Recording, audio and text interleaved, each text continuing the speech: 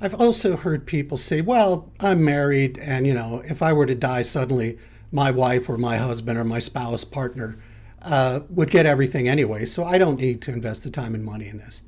I understand from reading your book that that's not the case. Could you speak to that?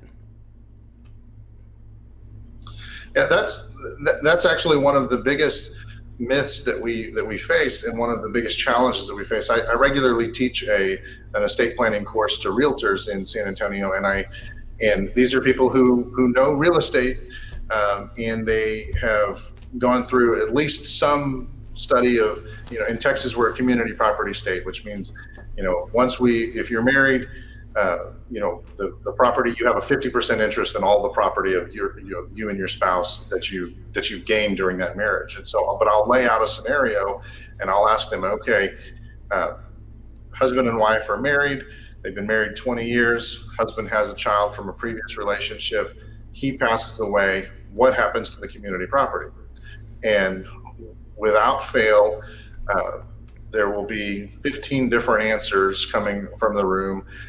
And I've had a couple of classes recently where nobody in the room got the answer correctly, because they all assume, or many people assume, well, it all goes to spouse because it's her community property. They bought this house together.